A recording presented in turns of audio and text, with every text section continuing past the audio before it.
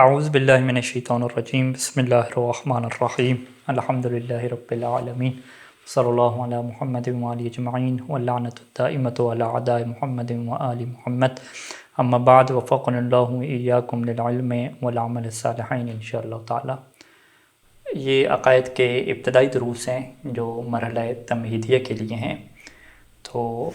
شروع کرتے ہیں۔ پہلا درس ہے ہمارے پاس کہ جس درس کا عنوان یہ رکھا گیا ہے کہ دین کی حقیقت اور انسانی زندگی میں اس کا کردار۔ یہ مقدماتی 2 درس ہوں گے کہ جس میں ہم دین کے متعلق ابتدائی معلومات آپ کے سامنے رکھنے جا رہے ہیں۔ سب سے پہلے کہ دین کسے کہتے ہیں؟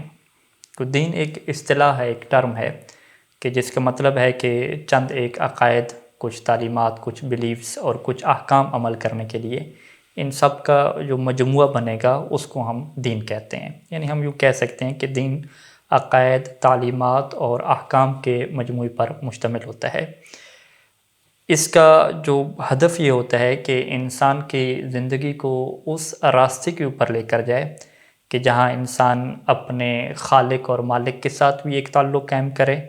اور اسی طریقے سے دیگر انسانوں کے ساتھ اور دیگر جو کائنات ہے اس کے ساتھ اس کا جو تعلق ہے وہ ایک منظم طریقے سے چلے، اور وہاں پہ خالق کی طرف سے کچھ قوانین اسے دیے جائیں کہ جس کے تحت وہ اپنی زندگی کو گزارے، اور زندگی میں گزارنے کے جو اس کے اہداف اور مقاصد ہوں وہ اللہ تعالیٰ کی اطاعت ہو، اور اللہ تعالیٰ کے امر کی اطاعت کر کے اللہ کے قریب ہونا اس کا مقصد ہو۔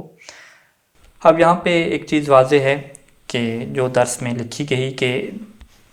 اس کو ہم پڑھ لیتے ہیں کہ دین کا مقصد یہ ہے کہ انسان کو نہ صرف اس کے خالق سے جوڑے بلکہ اس کی ذاتی اور اجتماعی زندگی میں ایک ایسا نظام فراہم کرے کہ جو عدل، توازن اور ہدایت پر مبنی ہو۔ جو شخص دین کے عقائد کو قبول کرتا ہے اور اس کے احکام پر عمل کرتا ہے وہ دین کا پیرو کہلاتا ہے، یعنی دین کے مطابق عمل کرنے والا کہلاتا ہے۔ دین انسان کو ایک مقصد حیات فراہم کرتا ہے اور اسے زندگی کی حقیقتوں کے ساتھ ہم آہنگ ہونے کا راستہ دکھاتا ہے۔ یہ جو بنیادی ابھی گفتگو شروع ہو رہی ہے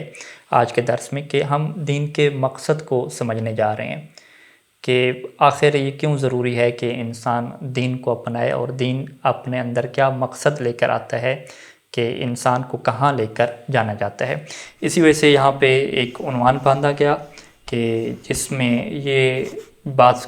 آپ کے سامنے رکھی جائے گی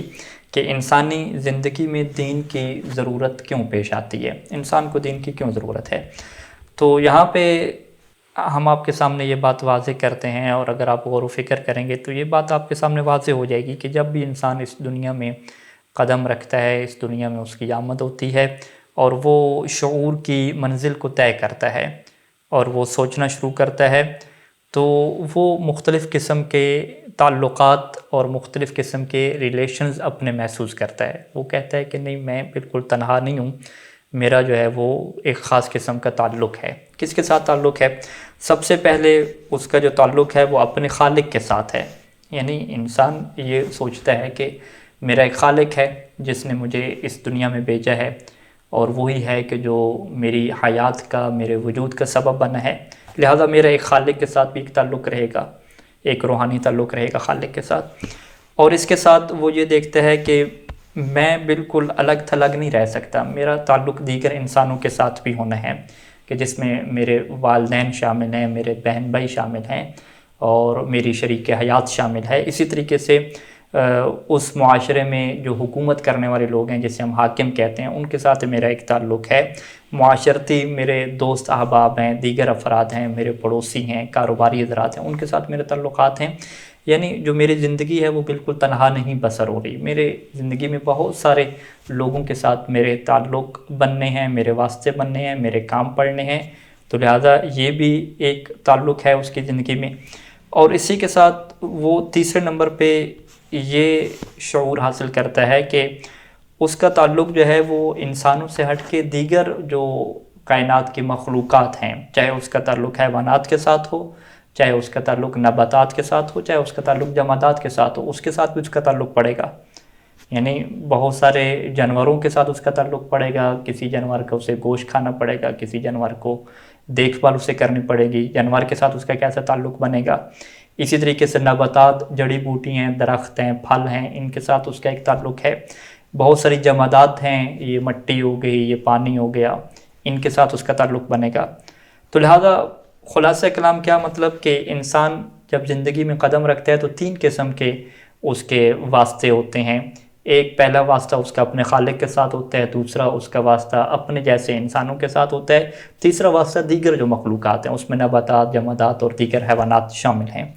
اب دین کیا کرتا ہے؟ دین کا مقصد یہ ہے کہ تمہارا خالق کے ساتھ تعلق کتنا ہونا چاہیے، کیسا تعلق ہونا چاہیے، دیگر انسانوں کے ساتھ تمہارے کیا حقوق ہیں، تمہارے اوپر کیا شرعی ذمہ داریاں آتی ہیں، ان کے اوپر کیا شرعی ذمہ داریاں ہیں، اور اسی طریقے سے جو اللہ کی دیگر مخلوقات ہیں، جمادات ہیں، نباتات ہیں، درخت ہیں، دیگر حیوانات ہیں، ان کے کیا حقوق ہیں، تمہارے اوپر کیا ذمہ داریاں ہیں، کیا قوانین ہیں، کیسے تم نے اس نیچر کو استعمال کرنا ہے، ان چیزوں سے تم نے فائدہ اٹھانا ہے۔ یہ ساری کی ساری چیزیں جو قانون کی شکل میں ہمارے سامنے لے کر آتا ہے وہ دین لے کر آتا ہے۔ یعنی کیا مطلب؟ یعنی دین ایک جامع قانون ہمیں دیتا ہے کہ جو ہماری زندگی کے تمام تعلقات ہیں، جو 3 تعلقات بتائے ہیں، ان تمام تعلقات کو بہتر بنانے میں اور ان تعلقات کو صحیح طریقے سے چلانے میں وہ قانون ہماری رہنمائی کرتا ہے۔ یعنی دین انسان کو یہ سکھاتا ہے کہ اس کا اپنے خالق کے ساتھ کیسا تعلق ہونا چاہیے، اور اسی طریقے سے دیگر انسانوں کے وہ حقوق کو کیسے ادا کرے گا، اسی طریقے سے دیگر جو مخلوقات ہیں، جمادات، نباتات وغیرہ، اس کے ساتھ اس کا کیسا تعلق ہوگا۔ تو بس یہاں سے یہ بات واضح ہوتی ہے کہ دین فقط اس چیز کا نام نہیں ہے کہ انسان فقط روحانی طور پہ اور معنوی طور پہ ایک عبادت کا پہلو ہے کہ وہ اللہ کے ساتھ اپنے تعلق کو بنائے گا، نہیں۔ دین انسان کی زندگی کے ہر مسئلے کو ڈسکس کرتا ہے، جہاں اس کی تنہائی کو، اس کے روحانی اور اس کے معنوی مسائل کو سامنے رکھتا ہے کہ تمہارا اپنے خالق کے ساتھ کیسا تعلق ہوگا۔ اسی طریقے سے جو اجتماعی وہ زندگی گزار رہا ہے دیگر انسانوں کے ساتھ، دیگر چیزوں کے ساتھ، دیگر جمادات، نباتات، وہاں پر بھی دین اسلام اپنے قوانین لے کر آتا ہے۔ تو یہ اسلام میں دین کا تصور ہے کہ دین فقط ایک پہلو نہیں ہے کہ جس میں فقط آپ نے عبادت کرنی ہے، باقی زندگی میں آپ آزاد ہیں، باقی آپ کہیں کہ میرا اپنا پیسہ ہے، میری جیسی مرضی ہے، میری اپنی زمین ہے، میرے اپنے بچے ہیں، میرے اپنے والدین ہیں، فرض کریں کہ میری اپنی شریک حیات ہے، میں جیسے چاہوں زندگی گزاروں، نہیں، ویسے نہیں ہے۔ یہاں پر بھی زندگی ویسے گزاری جائے گی جیسے خالق نے دین اسلام کو بھیجا، اور دین اسلام کے تحت انسان کے لیے قوانین بنائے کہ ان قوانین کے تحت تمہیں اپنی زندگی کو چلانا ہے۔ تو اس کے بعد یہ چیز ہمارے سامنے آ جاتی ہے کہ دین اسلام کامل ہے اور جامع ہے، مکمل طور پہ انسانی زندگی کو گزارنے کے لیے ضابطہ قوانین ہمارے سامنے لے کر آتا ہے۔ اور اس سب معاملات میں جو انسان کا واحد مقصد یہ ہوتا ہے کہ وہ خالصتاً جو بھی قانون اللہ کی طرف سے عطا ہوگا اس کے اوپر عمل کرے گا، تو خالصتاً وہ عمل اس لیے ہو کہ میں اللہ کی اطاعت کی خاطر یہ عمل کر رہا ہوں۔ کسی انسان کی اگر وہ خدمت کر رہا ہے، دوسرے انسانوں کے حقوق ادا کر رہا ہے، تو اس میں بھی اس کی نیت یہی ہو کہ یہ خالصتاً میں اللہ کی اطاعت کی خاطر یہ کام کر رہا ہوں۔ دین اسلام کی جو بنیاد ہے وہ 2 اصولوں کے اوپر ہے۔ پہلا جو اصول ہے وہ ایمان ہے، اور جو دوسرا اصول ہے وہ عمل ہے۔ یعنی اگر آپ اسلام کا معنی دیکھیں تو لفظ اسلام کا کیا مطلب ہے، تو یہاں پہ ہم چلتے ہیں کتاب کی طرف کہ لفظ اسلام کا کیا معنی آپ کے سامنے رکھا گیا۔ یہاں پہ دیکھیے کہ لفظ اسلام تسلیم اور اطاعت سے ماخوذ ہے۔ اسلام یعنی تسلیم ہو جانا، کسی کے سامنے سر تسلیم خم کر لینا، یہ کہنا کہ میں مسلم ہوں، یعنی تمہارے لیے میں اپنے آپ کو تمہارے لیے اطاعت میں ڈال دوں گا، تمہارے سامنے میں ہر چیز جو تم کہو گے میں اسے تسلیم کر لوں گا۔ تو یہ اسلام کا ایک معنی ہے۔ تو اس اسلام کا مقصد کیا ہے کہ جب انسان اسلام کو اپناتا ہے اور مسلم بنتا ہے تو اسے پھر تسلیم کرنا ہوتا ہے، ہر چیز کو اسے قبول کرنا ہوتا ہے۔ اب کون سی چیزوں کو اسے قبول کرنا ہے، کون سی چیزوں کو اس نے قبول کر کے لے کر چلنا ہے، وہ 2 چیزیں ہیں۔ پہلے نمبر پہ وہ چیزیں ہیں کہ جن کا تعلق انسان کے اعتقادات سے ہے، انسان کی بلیفز اور یقین کے ساتھ ہے، جسے ہم ایمان کہتے ہیں۔ انسان یہ مانے گا اپنے دل کے اندر، اس چیز کو قبول کرے گا، دلیل کے ذریعے سے قبول کرے گا کہ اس کا کوئی خالق ہے، خالق نے بہت سارے اپنے پیغام دینے والے نبی بھیجے ہیں، ایک شریعت بھیجی ہے،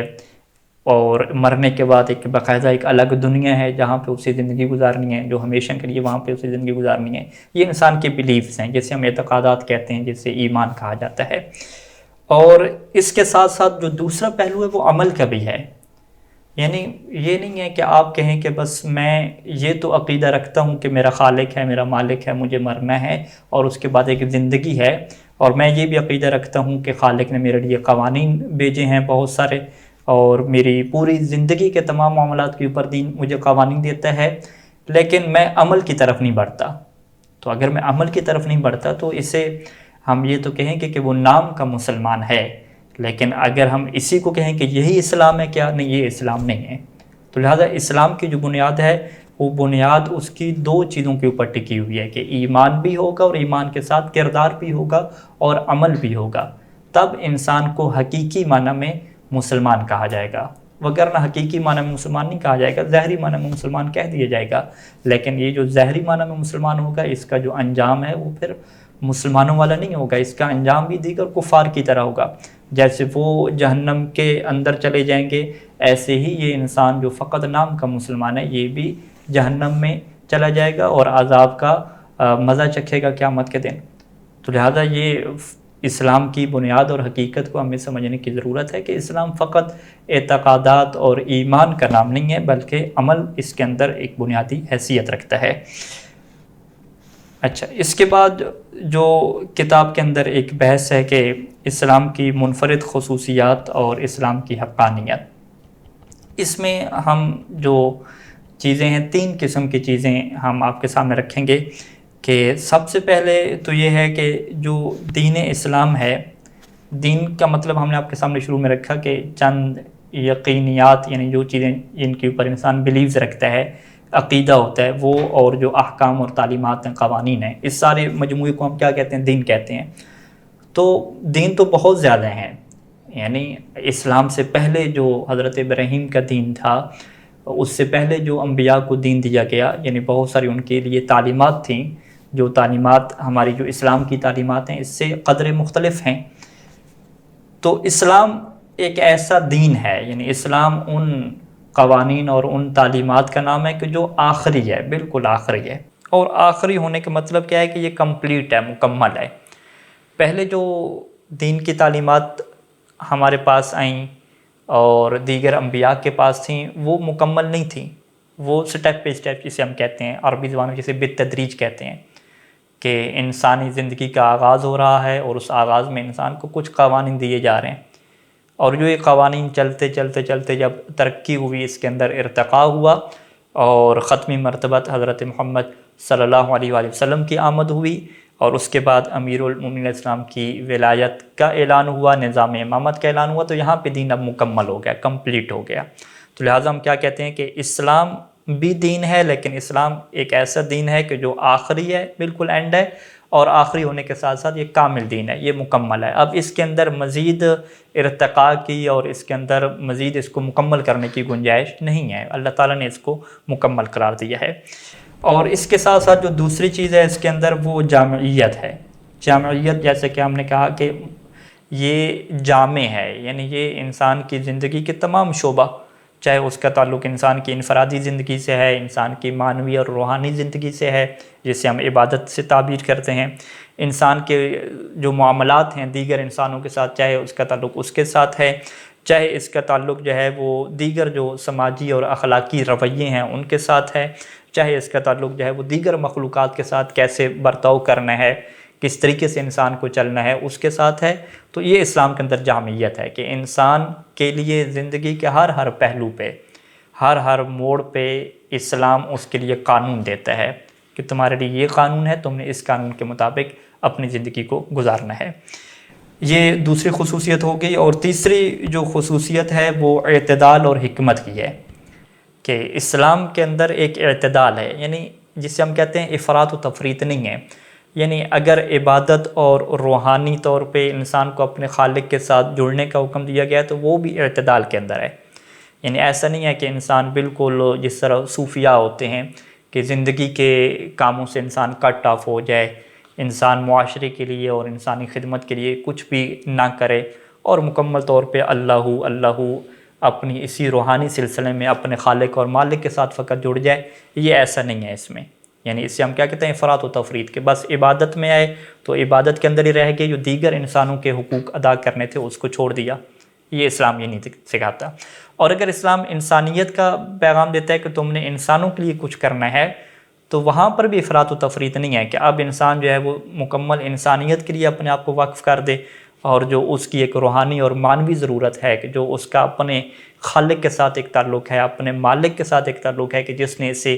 زندگی عطا کی ہے، اس کے ساتھ تعلق کو ختم کر دے، اس تعلق کو چھوڑ دے، بس اپنی ساری کی ساری زندگی جو ہے وہ انسانوں کی خدمت کے لیے وقف کر دے اور اپنا خالق کے ساتھ تعلق ختم کر دے. یہ بھی ایک شدت پسندی ہے، یہ بھی افراط و تفریط ہے. یا اسی طریقے سے تیسرے مرحلے پہ وہ کیا کہے کہ وہ نیچر کے لیے کام کرے، جانوروں کے لیے کام کرے، جو جنگلوں کے لیے، درختوں کے لیے کام کرے، ان کو بچائے. اور وہ اس طریقے سے ہے کہ اب یہ انسانوں کا خیال کرنا بھی چھوڑ دے، یعنی اب اس کی ساری توجہ جو ہے وہ حیوانوں اور جانوروں کو بچانے کے اوپر ہو. انسان بھوکے مر رہے ہیں اور ان کے کیا حقوق ہیں، اس کے اپنے بیوی بچے ہیں، اس کے اپنے والدین ہیں، اس کے اپنے رشتہ دار ہیں، ان سب کو جو ہے وہ یہ چھوڑ دے اور اسی کے اندر پڑ جائے کہ بس مجھے جانوروں کے ساتھ پیار ہے اور میں نے ان کی زندگی کو لے کر چلنا ہے، یا مجھے نیچر کے ساتھ پیار ہے، میں نے اسی کی جو ہے دیکھ بھال کرنی ہے. تو یہ افراط و تفریط کے رویے ہیں جس سے ہم شدت پسندی کہتے ہیں، کہ بس ایک ہی طرف انسان ہو کے رہ جاتا ہے. جبکہ اسلام ایسا نہیں کہتا ہے. اسلام کے اندر اعتدال ہے اور ہر چیز کے اندر حکمت پوشیدہ ہے. اسلام یہ کہتا ہے کہ تمہیں اگر اطمینان کی زندگی چاہیے، سکون کی زندگی چاہیے، تو تمہیں اپنے خالق کے ساتھ تعلق کو بھی مضبوط بنانا پڑے گا، اپنے خالق کے ساتھ بھی جڑنا پڑے گا. اسی کے ساتھ ساتھ تمہیں انسانیت کی خدمت بھی کرنی پڑے گی، اپنے والدین کا خیال بھی رکھنا ہوگا، اپنے بہن بھائیوں کا، اپنی اولاد کا، رشتہ داروں کا، پڑوسیوں کا، انسانیت کے لیے بھی تمہیں خدمت کرنی ہوگی. اور اس کے ساتھ ساتھ تمہیں نیچر کا خیال بھی رکھنا ہوگا، حیوانوں کا خیال بھی رکھنا ہوگا، ان کے جو حقوق ہیں تمہیں ان کو بھی پورا کرنا ہوگا. یعنی ہر جگہ پہ انسان کو ایک اعتدال کی روش پہ چلنا ہوگا، کہ نہ بالکل انسان عبادت میں اس طرح سے بن جائے کہ وہ بالکل ایک صوفیوں کی طرح بن جائے کہ اب جو ہے وہ انسانیت کی فکر ہی ختم ہو جائے. اگر انسانیت کے اندر ہے تو بالکل انسانیت ہی اس کا مذہب بن جائے کہ اب خالق سے اس کا رشتہ ٹوٹ جائے، دیگر جو نیچر ہے اور مخلوقات ہے اس کو وہ چھوڑ دے. نہیں، ایسا نہیں ہے. اسلام اس کو اعتدال کی راہیں دیتا ہے. تو یہاں سے ہمارے سامنے یہ چیز سامنے آتی ہے کہ اسلام کی یہی چیز حقانیت کی بھی بہت بڑی دلیل ہے، اور اسلام کے فطری ہونے کی بہت بڑی دلیل ہے کہ اس کی یہ خصوصیات ہیں کہ اسلام بالکل کامل دین ہے، آخری ہے، اس کے اندر جامعیت ہے اور اس کے اندر اعتدال بھی موجود ہے اور حکمت بھی موجود ہے، کوئی چیز فضول اور لاغو نہیں ہے. اسی وجہ سے قرآن مجید کی یہ آیت آپ کے سامنے ہے، آل عمران کی 19 نمبر آیت، کہ جس میں اللہ تعالیٰ یہ ارشاد فرما رہا ہے کہ ان الدین عند اللہ الاسلام، ان الدین عند اللہ الاسلام، کہ اللہ کے نزدیک جو دین ہے، دین کی ہم تشریح بیان کر چکے ہیں کہ جو قوانین ہیں، جو بلیفز ہیں، اعتقادات ہیں، وہ کیا چیز ہے، وہ کیا ہے، وہ اسلام ہے. یعنی اسلام ہی اللہ کے نزدیک دین کے طور پہ قبول کیا جائے گا اور اسی کو ہی اللہ دین مانتا ہے. باقی جتنی چیزیں ہیں وہ دنیا والے اس سے کہتے ہوں گے کہ یہ دین ہے اور انسانی زندگی گزارنے کے مکمل قوانین ہیں، مکمل سیٹ اپ ہے، لیکن اللہ تعالیٰ کے ہاں فقط اور فقط اسلام ہے کہ جسے اللہ دین کے طور پہ قبول کرتا ہے اور اسے دین کہتا ہے. اسی طریقے سے ایک اور جگہ پہ ارشاد فرمایا سورہ حج میں کہ ہوا سماکم المسلمین، کہ اس نے تمہارا نام مسلمان رکھا ہے. تو یہ بھی اس بات کو واضح کرتا ہے کہ مسلمین، مسلمان یعنی اسلام کو ماننے والے. تو اس سے کیا واضح ہوتا ہے کہ اللہ کے نزدیک جو قوانین ہیں، جو انسانی زندگی کو گزارنے کا نظام اور سیٹ اپ ہے، وہ بھی اسلام کی شکل میں ہے. تو یہاں تک ہمارے سامنے یہ بات واضح ہوتی ہے، اور یہاں سے پھر ہم ایک اور نقطہ آپ کے سامنے واضح کرتے ہیں کہ سابقہ انبیاء کی نبوت اور شریعت پر ایمان کے بارے میں اسلام کیا کہتا ہے. یہاں پہ کتاب میں یہ عنوان باندھا گیا، یہ کتاب آپ کے سامنے ہے کہ سابقہ انبیاء کی نبوت اور شریعت پر ایمان کے حوالے سے ہمارا کیا نظریہ ہے. تو اسلام یہ نہیں کہتا کہ آپ گزشتہ جو دین اللہ نے نازل کیے، اگرچہ وہ کمپلیٹ نہیں تھے، مکمل نہیں تھے، وہ ایک سیٹ اپ چلا اور اس کے اندر پھر انسانیت کی ضروریت کے مطابق، اللہ کی حکمت کے مطابق اس کے اندر ترقی ہوتی گئی، ارتقاء ہوتا گیا. تو اللہ تعالیٰ کا یہ کہنا ہے قرآن مجید میں کہ تمہیں تمام گزشتہ شریعتوں پر بھی ایمان رکھنا ہوگا، یعنی تمہیں یہ ماننا ہوگا کہ جو گزشتہ ادیان تھے جو اللہ تعالیٰ کی طرف سے نازل کیے گئے تھے، میں اس کو بھی قبول کرتا ہوں، میں یہ کہتا ہوں کہ وہ اللہ کی طرف سے نازل کردہ تھے۔ ہاں، میں یہ ساتھ یہ بھی قبول کرتا ہوں کہ جب دین اسلام آیا تو اب ہمارے نزدیک جو اللہ تعالیٰ کا حکم ہے کہ اب تمہارے ہاں فقط اسلام کو قبول کیا جائے گا، اب جو گزشتہ شریعتوں کے احکام ہیں، قوانین ہیں، ان کے اوپر اب تم نے عمل نہیں کرنا، وہ ختم ہو گئے، یعنی ان کا جو ٹائم پیریڈ ہے وہ ختم ہو گیا، اور آج کے بعد یہ نیا قانون تمہیں دے دیا گیا ہے اسلام کے نام پہ، اور اسی اسلام کے قوانین کے اوپر تم نے عمل کر کے اپنے آپ کو مسلمان کہلوانا ہے، اور اس کے مطابق تمہیں زندگی گزارنی ہے۔ یہاں پہ کتاب کے اندر سورہ بقرہ کی 136 نمبر آیت دی گئی ہے کہ جس میں یہ ارشاد ہو رہا ہے کہ قولوا آمنا باللہ وما انزل الینا، کہ تم سب کہو کہ ہم اللہ کے اوپر ایمان لے کر آئے، وما انزل الینا وما انزل الی ابراہیم، اور جو ہمارے اوپر نازل کیا گیا اس کے اوپر بھی ایمان لے کر آئے، وما انزل الی ابراہیم، اور اس کے اوپر بھی ایمان لے کر ہم آتے ہیں کہ جو حضرت ابراہیم کے اوپر نازل کیا گیا، حضرت اسماعیل کے اوپر نازل کیا گیا، حضرت اسحاق کے اوپر، حضرت یعقوب کے اوپر، والاسباط اور ان کی اولاد کے اوپر جو نازل کیا گیا، وما اوتی موسیٰ وعیسیٰ وما اوتی النبیون من ربہم، اور ہم ہر اس چیز کے اوپر ایمان لے کر آتے ہیں کہ جو حضرت موسیٰ کو عطا کیا گیا،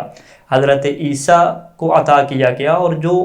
تمام نبیوں کو عطا کیا گیا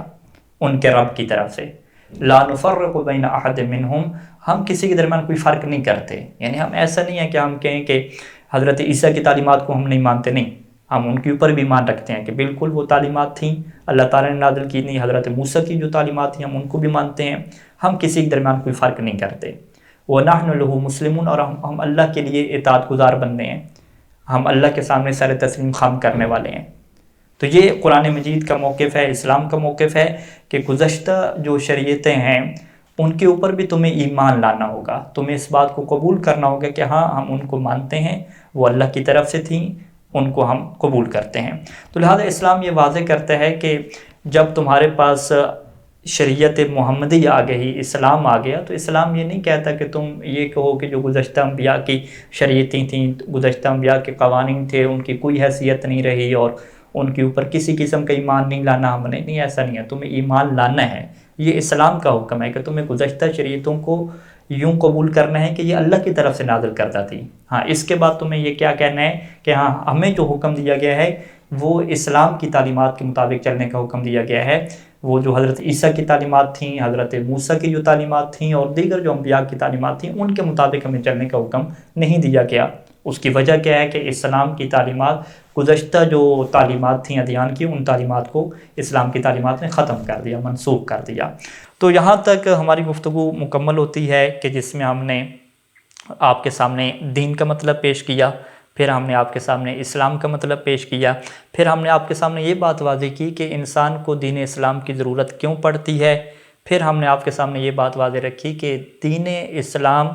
جو ہے وہ فقط عبادت کا نام نہیں ہے کہ انسان کا ایک تعلق ہو جو اللہ کے ساتھ جڑے، نہیں، اس کا نام نہیں ہے، بلکہ انسان کی زندگی کے ہر شعبے کے اوپر یہ چیز محیط ہے، اور یہی وہ انفرادی خصوصیت ہے کہ جو اسلام کو کامل اور کمپلیٹ قرار دیتی ہے، مکمل قرار دیتی ہے۔ اور اس کے بعد ہم نے آخر پہ یہ رکھا کہ اس کا یہ مطلب نہیں ہے کہ ہم گزشتہ